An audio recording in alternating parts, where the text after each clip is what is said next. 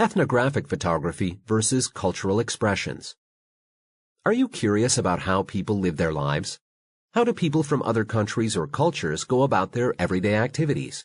What is different in their lives?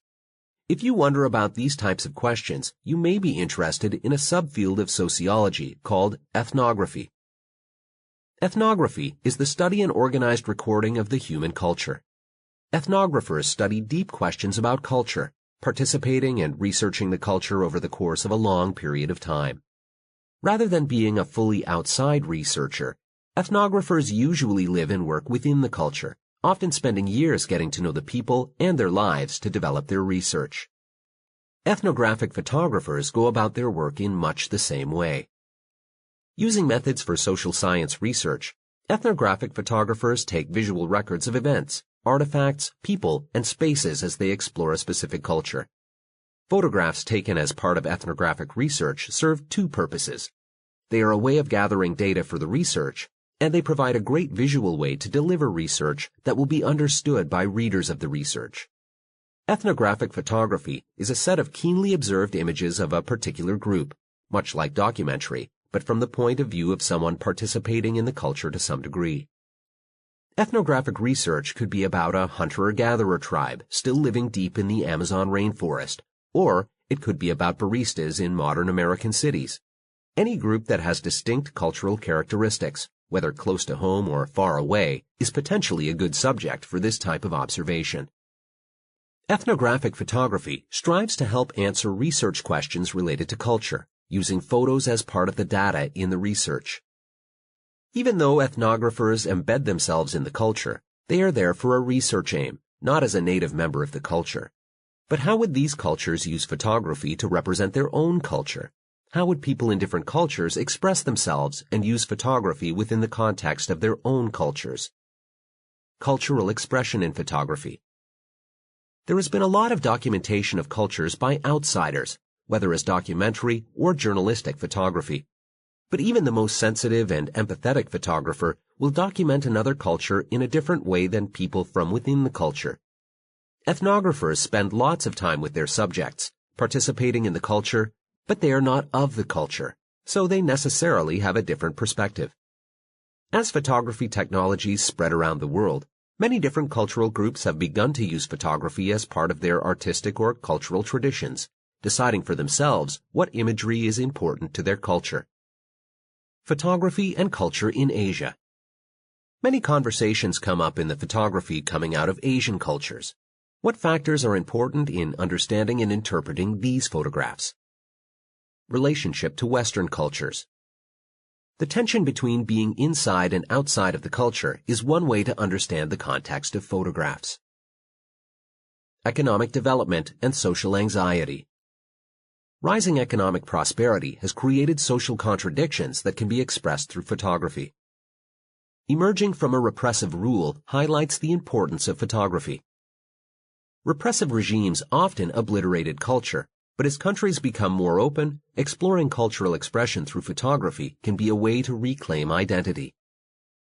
Technology changes culture.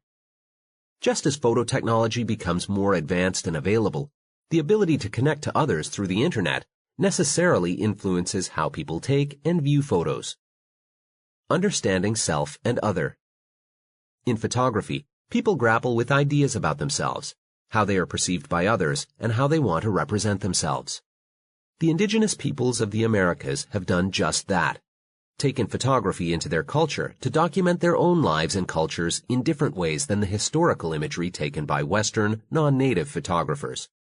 Outsiders have mostly photographed native peoples in romanticized, staged, or exoticized situations. Indigenous photographers have taken note of how there are certain things that should not be photographed, such as Hopi ceremonial dances.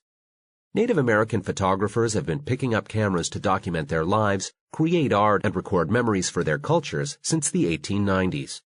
Today, there are numerous indigenous photographers working within native cultures and also in the worlds of fashion, news photography, and art. Characteristics of indigenous photography vary widely, but commonalities would include representing culture as it is lived rather than mythologized, taking respectful portraits of members of the community to show their stature, and documenting tribal customs and ceremonies for future generations. Gordon Parks, Art, Race, Class, and Politics in Photography. Growing up under difficult conditions, Gordon Parks happened upon a magazine with photos of Depression-era poverty while he was working as a waiter on a passenger train in 1937. The images reminded him of his own upbringing and inspired him to buy his first camera. He photographed prominent African Americans, but also the poverty and oppression of poor black Americans in the ghettos in his early photographs. Parks chose his weapon, the camera, to fight back against the injustices he saw in American society just at the start of the Civil Rights Movement. Parks worked for the government, documenting conditions and lives of people, especially in the black community, and sometimes pushing the boundaries of the vision that America wanted to have of itself. His famous photo, American Gothic, Washington, D.C., recollects the famous American painting of a farm couple, but instead pictures a black cleaning woman holding her mop and broom. Parks got a job producing photographs for Life magazine, where his career spanned 20 years. He photographed celebrities, civil rights icons, and politicians, as well as images of fashion, sports, and racial segregation. Parks was one of the most celebrated photojournalists of the era and went on to direct films, write books, and compose music. He was one of the founders of Essence magazine, a fashion and lifestyle magazine aimed at African American women. Parks' legacy in photography encompasses fashion and journalism, but he is most remembered for his success and access in documenting the Black American experience.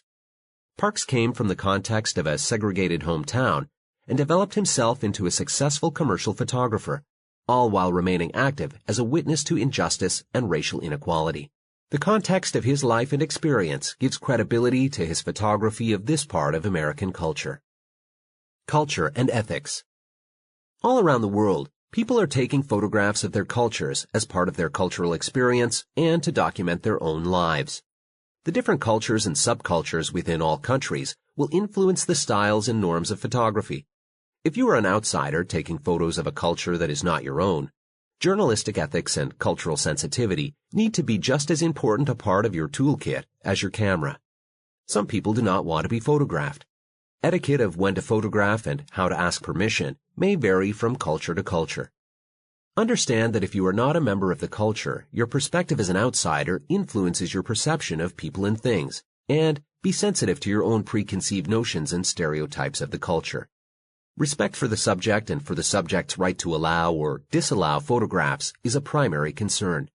The context within which you take photographs is important, but the context in which you wish to show these photographs is another ethical concern. If you took a picture of a scantily clad street urchin in South America and then put this photograph in an erotic show of pictures of young women, that would be a huge ethical red flag.